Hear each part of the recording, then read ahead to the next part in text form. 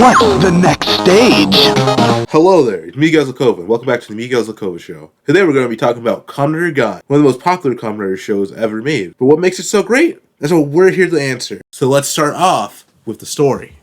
Kamen Rider Gaim この後スタート Our story follows Kota Kazuraba, a job-hungry young man. He used to be part of a dance team known as Team Gaim. Team Gaim participates in a dance battle circuit known as the Beat Rider Circuit. But beyond just dancing, these teams also fight each other with fake Pokemon known as Inves in order to put their names higher on a leaderboard. Yeah, it's kind of weird. Anyway, one day when Kota's friend and leader of Team Gaim, Yuya, disappears, Kota picks up a weird belt he was holding, known as the Sengoku driver. It becomes Kamen Rider Gaim. So Kota and a few other people, with the two most worthy of mentioning for now being Misuzane Kurashima, another member of Team Gaim, becomes Kamen Rider Yugen, and Kaito Kumon, leader of a rival team known as Team Baron. He becomes Kamen Rider Baron. These guys fight off the Inves in order to keep their names on the Beat Rider leaderboard, until they learn that this isn't a game, from the leader of the company Yggdrasil, known as Tagatora Kurashima, or Kamen Rider Zangetsu, who's Michi's brother. We'll talk about that later. In reality, the Inves game and the Kamen Rider systems have been an attempt to study the mysterious forest from another world known as Helheim, where all these monsters and the fruit-based devices our riders use to transform, known as lock seeds,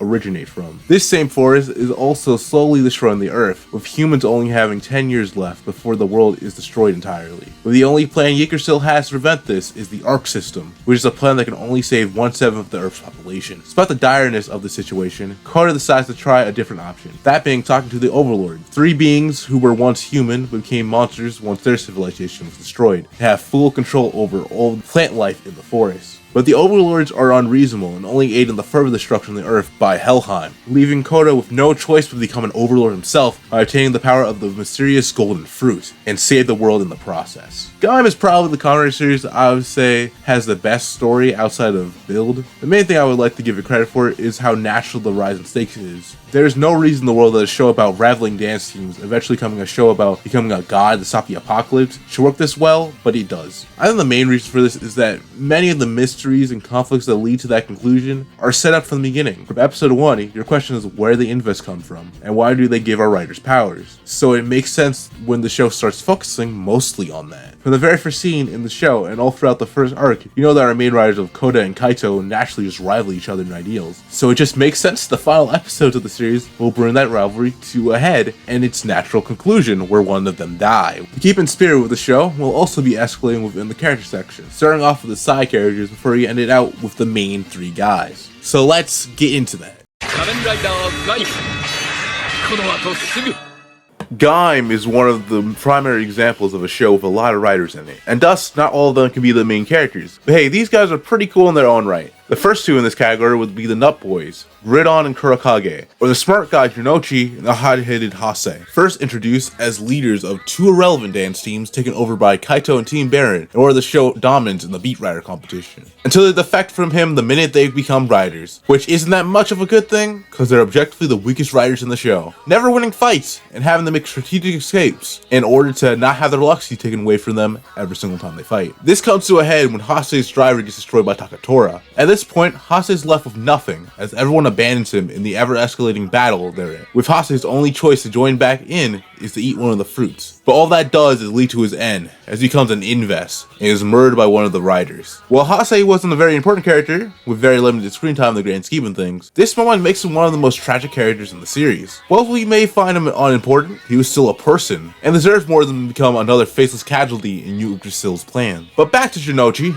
now having unknowingly lost his best friend, and being shown time and time again to be some trash in fighting, he turns to Kamen Rider Bravo, or Oren, to try and become stronger. Oren is a gay French military officer turned pastry chef who became a rider just so that he could school all these kids in fighting using his military skills, making him probably the strongest rider early on. His and Jinochi's dynamic is pretty fun. Seeing Jinochi's continuous failure to truly meet up to Oren's standards due to his naturally weak nature, and Oren's unique ways to test Jinochi due to the many weird rules he set up for himself as a chef and army man. This is probably the funniest jokes in the show. A good example of this is in episode 17, where he's supposed to aid in a plan that involves using Kota's sister as blackmail for Yggdrasil, by having Jinochi like beat her up or something, but it fails entirely because Oren refuses to have Jinochi injure a customer, while they're like eating, which is pretty funny. We now get to the final character in this group, that being Kamen Rider Knuckle, or Zack. Zack originally starts out the series being a member of Team Baron, being essentially just some random douche who goes along with whatever Kaito does, until Kaito decides to lead the team and makes Zack the leader and gives him a driver as a parting gift. This causes Zack to become a nicer guy in general, as he wants to lead his team in the best way possible now that Kaito is gone, creating a character who's just a cool dude.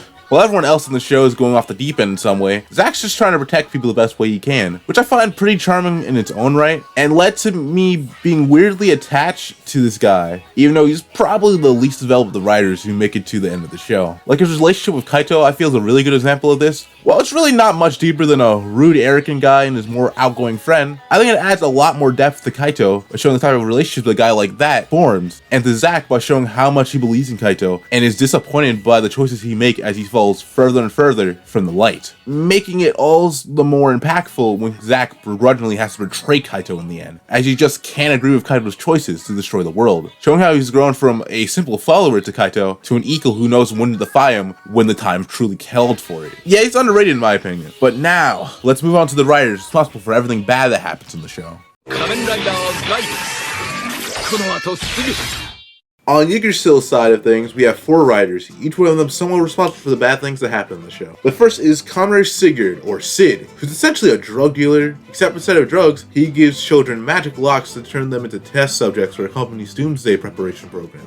So maybe he's actually worse than a normal drug dealer. Anyway, Sid is a character who mostly just exists to be an antagonist, always hating on Koda and the others for just being stupid kids who should be beneath him. Which is ironic because he's low-key projecting to no one at Yggdrasil respecting him, essentially seeing him in the way that he sees children, with his entire reason for wanting to obtain the golden fruit is that so no one looks down on him, creating a pretty entertaining villain with a pretty gruesome end as he gets crushed to death by rocks in the Hellhound Forest due to the power of the Overlords. Yeah, they were wild in Gaim. We then have Duke and Moriko, or Ryoma the Scientist, and Yoko, his bodyguard. They're probably my least favorite writers in the show personally, but they have interesting things about them, such as Yoko's ability to beat up everyone around her and want to work for the person who will become king, or Ryoma's just interesting for being the worst human being alive and being responsible for every bad thing that happens in the show. A fact he takes great pleasure in. Character traits which are definitely interesting to think about, but just don't interest me too much while watching the show. This then leads us to talking about the advisor of the Rider Project, that being Conrad Zangetsu, or Takatora. At the start of the series, we know very little about Takatora, outside of him being the older brother of Michi, and being a high-ranking officer in Yggdrasil. But as he challenges our main character, Koda, more and more, his true intentions come through. As despite the side of the conflict he's on, he's a good guy at heart. Like Koda, he doesn't want to go through with things like the ARC system and sacrifice 6 out of 7 billion of the world's population so the rest can survive. But if that's what he has to do in order to save anyone at all, he's willing to play along. Even being willing to work with Koda in his plan of using the Overlords to try and save the world, if that's a real possibility that they can use. Too bad all the people he worked with been known about the Overlords and their golden fruit, and tries to kill Takatora the minute he's in the loop about their plan. An event he survives from, which alongside seeing his brother become evil, allows him to reflect upon his actions, as his choice to simply play along with what he thought was the only way to truly save humanity turned him into a pawn that was used in the trade without even a second notice, that people he thought he could trust, even passing the mentality onto his brother. If he can only be like Koda and try to do the right thing no matter anyone telling him the impossibility of it, then maybe things wouldn't have played out this way.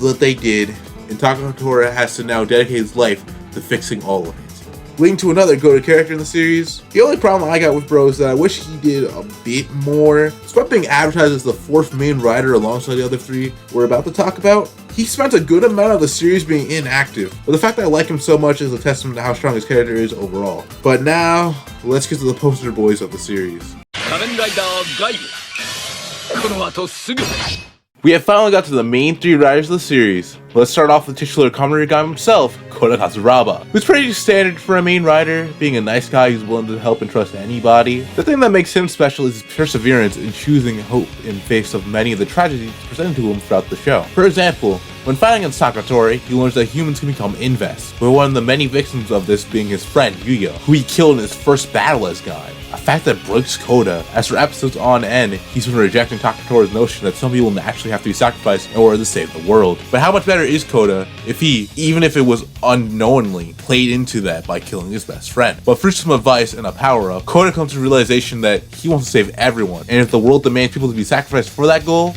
then he'll destroy that rule entirely. Another example of this can be seen on his quest to become an overlord, as he's put into an illusion by one of the overlords that finally makes him have to come face to face with his deteriorating humanity, as he little by little becomes an invest himself. What reason does he have this with humanity if he's no longer human himself? But again, Kota rejects this idea, but he's not doing this to create a world just for him, but a world where everyone can live. His humanity or lack thereof doesn't change or determine that. Creating a very likable protagonist you want to succeed in the end, with how base he is in the face of all these tragedies and dilemmas. But not everyone wants to destroy the rules of this world because they believe in humanity. That's where Kaito Kumon or Kamen Rider Baron comes in, with him having a strong will conquer over the weak type of mentality. Despite that fact and his rather mean personality, Kaito isn't a bad person for the majority of the series, as mentality isn't his justification to dominate over those weaker than him, but instead his way to motivate himself and others to become stronger, he overcome those who use their power to destroy others. And mentality he mainly points towards Yggdrasil and revenge for his parents' deaths. A thing that positions him as a mean guy, but still ultimately a heroic character throughout most of the series, even working alongside Kota, the main protagonist for most of the show. But Kaito in the end becomes a villain because of his fatal flaw, that being his inability to trust others. While someone like Kota sees many of the harsh and unfair rules of the world as something that humanity is better than and can't be used to define them, Kaito doesn't. Even if the battle with the Overlord in Yggdrasil is essentially over, and thus there's no reason to fight anymore, Kaito still wants to become an Overlord with the power of the Golden Fruit, even losing his humanity to achieve it by becoming Lord Baron. Because in his mind, nothing is stopping another person from gaining strength and using it to abuse others. Something Kaito would rather destroy the entirety of humanity to prevent than even give humanity a chance to prove him wrong for it. Which makes him pretty sympathetic as a villain, since despite the method he uses to achieve his goal not being good, the goal itself is not inherently wrong, in its own way somewhat a valid conclusion. Especially for someone who has gone through as much bad stuff as Kaito had. With even Kota declaring that he'll find a way to achieve Kaito's goals, but in a better way than Kaito went about it. As in the end, Kaito loses the battle against Kota for the Golden Fruit, because in his words, Kota's ability to believe that humanity could overcome their shortcomings is what made him stronger than Kaito, who believed that there was no hope for that at all. A sad but fitting conclusion for such a cool character. But moving on from Kaito, we get to the final character in this video, and the most controversial, Kamen Rider Yugen, or Michisane Kurashima. Michi is considered such a controversial character because he's the worst person alive. This is mainly because of his very warped perception of what he believes is right and wrong, with anything that contradicts or goes against this being something that's inherently evil by it. Which is how you go from him being Kota's younger, nerdy best friend to Michi shooting Kota in the back because he decides to alert the world of Yggdrasil's covering up of the oncoming apocalypse, because Michi believes what Yggdrasil is doing is the only option to have to save humanity, which gets even worse once Mai is involved, as Mai is another member of Team Gaim, who Michi has a crush on, is another major factor in him betraying Kota, as Mai pretty much shares the same beliefs as Kota and thus detests most of Michi's actions, but due to the fact that Michi doesn't listen to her but instead projects his idealized version of Mai onto Mai. This makes him hate Kota even more, as he believes that he's the reason why Mai is acting in ways that she supposedly shouldn't. A belief system that ends up with him losing the chance to see Mai ever again, as he eventually gives her up to the Overlords for safekeeping, where the leader of the Overlords named Roshuo likes her enough to put the Golden Fruit in her body and thus makes her the key to become the new Overlord, which ironically puts her close to Kota, funnily enough. But despite the characteristics of being a traitorous incel who's full of himself and makes him very dislikable, he's actually written pretty well. His descent from a decent but questionable guy to the worst person in the world is entirely earned and believable due to the way things have gone. Like again, him betraying Kota makes him a douchebag, and the fact that part of the reason he does it is purely because Mai likes Kota more than him makes it pathetic, but from each perspective, I understand why he's so willing to stand his ground of being trash, even if it'll take him to unreasonable extremes such as working with the Overlords directly in the destruction of the world, as long as the people he cares about live. He would honestly be sympathetic in some ways if he just less of a terrible person, which I feel gets the bigger controversy in terms of Michi's character, which is the final episode of Gaim where he's redeemed, as the final episode is the epilogue of sorts, taking place 7 months after the battle for the Golden Fruit. In this epilogue, a random character from the movie I didn't watch terrorizes the city, but the only person left around to fight them is Michi, as everybody else's driver was destroyed in the final battle with Kota and Kaito. The problem that many have with this is that they feel that the final episode essentially tries to free Michi of any blame for his actions throughout the show. And while I do think they could have handled it a little better, I think it not only makes sense for his character, it's kind of the perfect ending for the show. Because like I said, Kota, when given the power of the Golden Fruit, wanted to create a world where humanity would be allowed to grow and overcome their shortcomings. So having the final episode have the guy who's arguably the worst person in the show grow and overcome their flaws to become a hero makes sense and shows the value in what Kota was fighting for this entire time. It also makes sense since even when he was evil, Michi still was trying to do the right thing So now there's no moral ambiguity involved in what's the right thing to do. It makes sense that Mishi's doing actual acts of heroism that people would get behind if it wasn't him doing them. Again, I understand why people might not agree with this, especially how far the show goes out of its way to make you hate his guts up to that point. Personally, I think it works. At the very least, is a natural conclusion to the story being told, both for the show and his own character. But in the end, Kamen Rider Gaim is a pretty solid show. While not one of my personal favorites, it is easy to see why others do love it so much. Such interesting characters, and an engaging story that continually escalates, making the show just so interesting and fun to watch. That's just me though. See you in another review. Me, guys, Kova, out.